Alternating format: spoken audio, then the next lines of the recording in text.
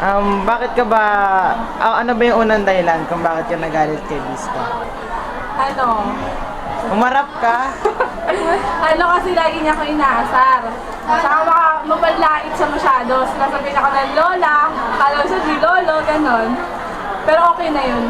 Tatanay pa. Pamalagpasin ko na yung mga pagkakataong ganon. Ah, Anong gusto mong message para sa kanya? Dali na, mababayin Ano? tayo.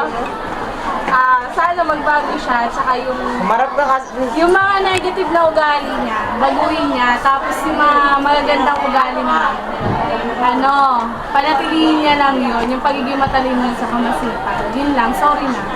Naniniwala ka ba sa the more you hate, the more you love? Ako ko, siguro oo.